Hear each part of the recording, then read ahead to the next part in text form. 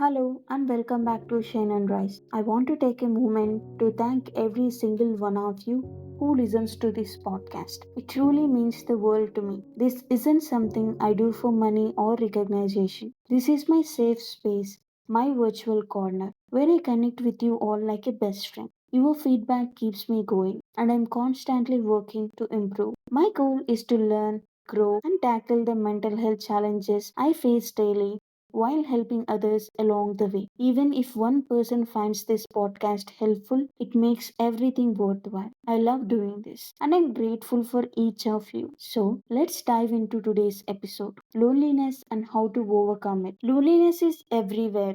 We spend more time on our phones than talking to real people. We text instead of having real conversation. We scroll through social media but still feel empty. As an introvert, I love being alone, but sometimes it gets too much. It feels like I'm stuck in my own little world with no way out. Everyone experiences loneliness differently. Some people enjoy being alone, while others feel lost without company. We can't always understand how someone else feels, but we all know loneliness can hurt badly. But here's the truth staying silent only makes it worse. If you feel lonely, don't ignore it. Talk about it. Take small steps to reconnect with people, with life, and most importantly, with yourself. So, why do we feel lonely? Have you ever felt lonely even when surrounded by people? If so, you're not alone. Today, let's talk about why we feel lonely and how we can start to heal. Number one, trying to avoid getting hurt. Maybe you have been hurt before, betrayed,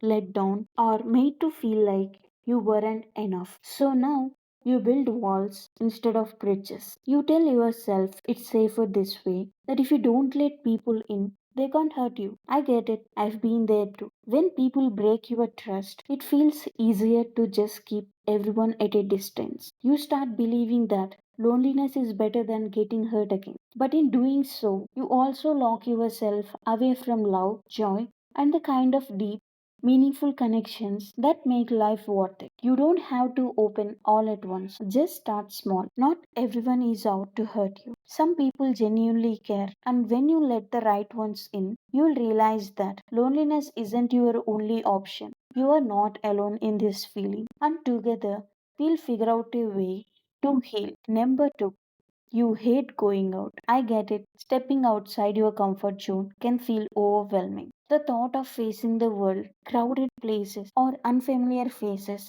might make you want to stay in bed and never leave. I used to feel like the moment I step out, the whole world would turn and stare at me, judging every little thing I did. It felt safer to just stay inside, wrapped up in my own little bubble. And yeah, let's be real. There are some creeps out there, but there are also good people.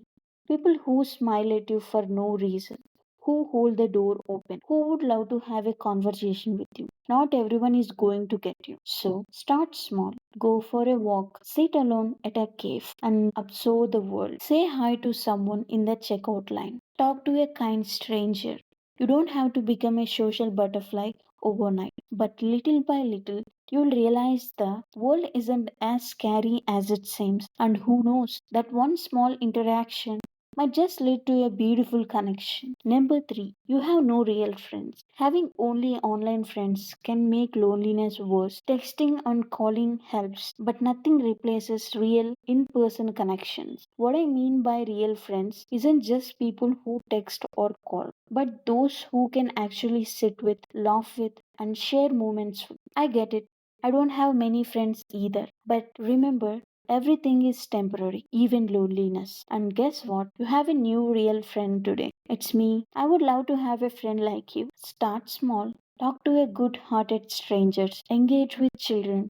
And slowly rebuild your sense of connection. Not everyone is dangerous, and sometimes the kindest connections come from the most unexpected places. You are not alone in this, and I'm here to remind you you matter. Number four, you are tired of people leaving you. Are you someone who has tried everything to keep people in your life only to watch them leave? I used to think that love meant people would always stay. But that's not true. Some people are like kites. You hold on to them tightly, trying not to let go. But eventually, the string snaps and they drift away. No matter how much you try, The kite is no longer in your hands, and that's okay. Instead of clinging to relationships that aren't meant to last, focus on the people who choose to stay, and most importantly, learn to be there for yourself. Number 5.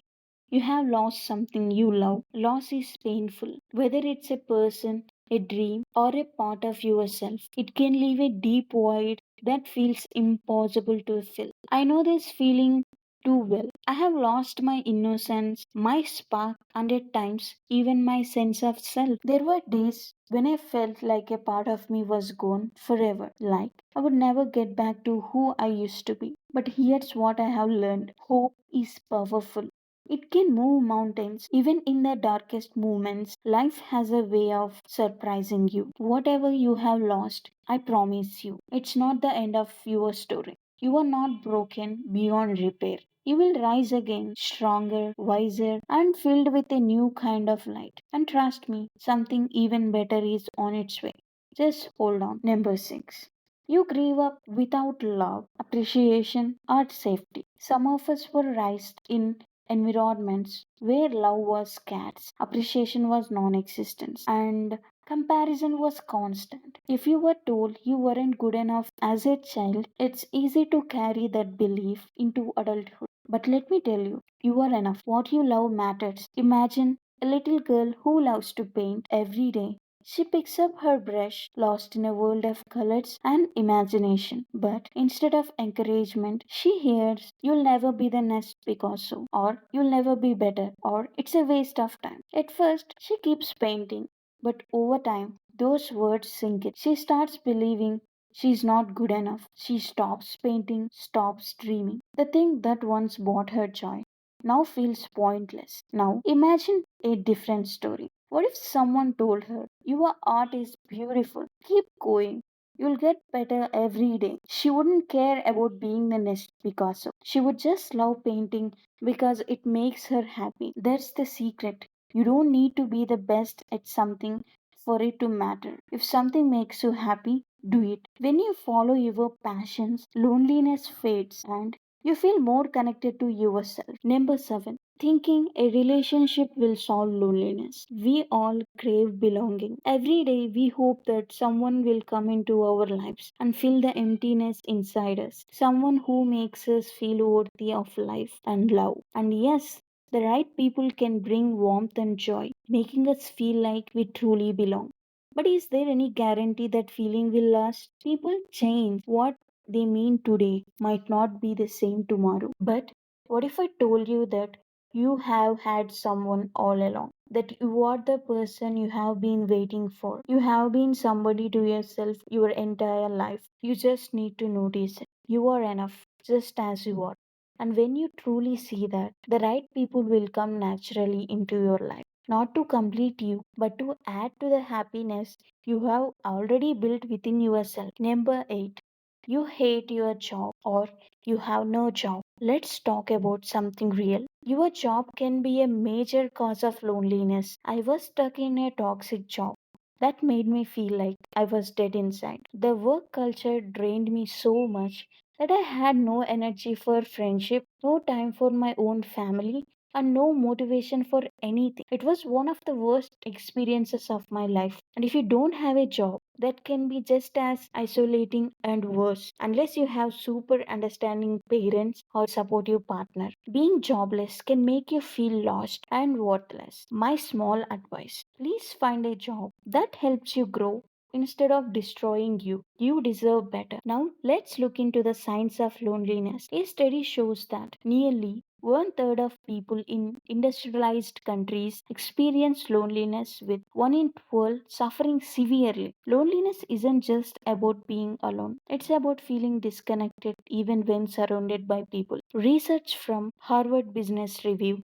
links loneliness to increased risk of cardiovascular disease, dementia, depression, and anxiety. It can even impact work performance, creativity, and decision making. Loneliness triggers stress, raising cortisol levels and harming our health. It's as bad as smoking 15 cigarettes a day. So, how do we fix this? The cure for loneliness is simple: genuine human connection. Imagine living in a small village centuries ago. Survival depends on community, hunting, gathering, and protecting each other. Today, we don't live in a small villages, but our need for connection remains. When we feel disconnected, our body reacts as if we are in danger. The solution: rebuilding real and meaningful connections. Small acts matter. Say hello to your neighbor, call a friend, share your thoughts with someone who listens. The world is drifting apart, but by reconnecting, we heal not just ourselves but our communities too. This week's challenge: start with these small, realistic steps. Say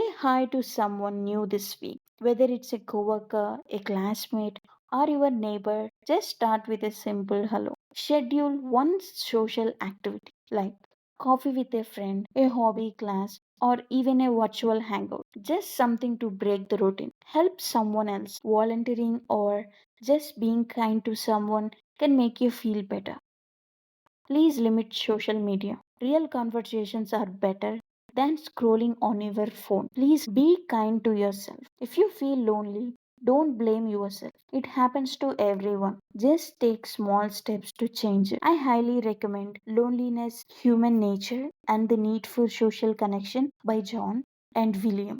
It's a wonderful book, and John research proves that humans thrive on real interactions. Talking, laughing, and sharing moments with others are essential. No emoji can replace true human warmth. Another must read is Man's Search for Meaning by Victor. A Holocaust survivor shares his experience in concentration camps and how he found meaning in suffering. He teaches that we can find purpose through work, love, and how we face hardships. Even in our darkest moments, we have the freedom to choose our response. Life isn't about avoiding pain, but finding meaning in it. When we have a purpose, we can endure anything. So let me get to the bottom of this episode. If you are feeling lonely, know that you are not alone. Loneliness is a passing phase, not a permanent state. Take small steps to reconnect with the world. You are enough, darling. You always have been. Thank you for tuning into Shine and Rise. If this episode helped you, share it with someone who might need to hear it. Until next time, take care and keep shining. With love. Bye bye.